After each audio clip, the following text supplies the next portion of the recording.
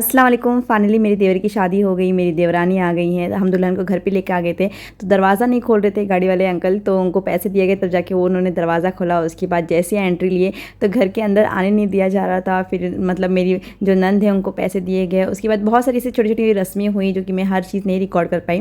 तो यहाँ पर ये दूध वाला रस्म मैं लेके आई हूँ, मतलब जिसके दूध के अंदर मतलब मैंने थोड़ा सा दूध लिया था, बहुत ज़्यादा पानी मिक्स किया, उसके अंदर बहुत सारे गुलाब डाल दिए थे और ऐसे बहुत सारी चीज़ें डाली थी जिसमें मतलब अंगूठी ढूंढने में बहुत डिफिकल्ट होता।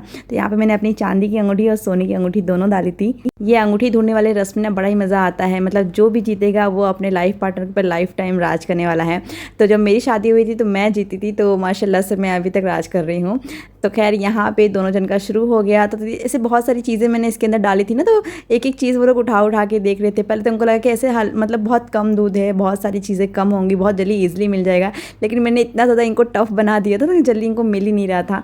स्टार्टिंग में तो मैंने अंगूठी ही नहीं डाली थी, बाद में मैंने धीरे से उसके अंदर अंगूठी डाल दी थी, जैसे कि आप देख रहे हो। उसके बाद दोनों ढूंढते रह गए थे, तो फाइनली मेरी देवरानी को पहली बार अंगूठी मिली थी, मतलब फर्स्ट टाइम वो विन हो गई थी। उसके बाद मेरे देवर को मिला, फिर मेरी देवरानी को मिला। तो 3 राउंड हुआ था, तो उसमें 2 मतलब मेरी देवरानी जीत गई थी। उसके बाद जो मेरी सासू माँ है वो कह रही थी नहीं 2 राउंड और होना चाहिए, उनको था कि उनके बेटे जीत जाए, लेकिन फिर उसके बाद भी मेरी देवरानी ही जीती। ये रस्म करते करते करीबन रात के 3 बज गए थे और मेरे बच्चे तो सो गए थे, मतलब बहुत सारे लोग घर में सो गए थे। यहाँ पे सिर्फ हम कुछ ही लोग थे जो ये सारे रस्म कर रहे थे। अगर ये थोड़ा सा दिन का टाइम होता ना और मज़ा आता, लेकिन रात हो गई थी। लेकिन हमने फिर भी रस्म ऐसा कोई नहीं ऐसा छोड़ा, हमने सारे रस्म किए, बहुत ही मज़ा आ रहा था हमें। उसके बाद हम दुल्हन को रूम में लेके गए थे, उनको सबने गिफ्ट्स दिए। तो सारी चीज़ें मैं आपको नेक्स्ट व्लॉग में शेयर करूँगी।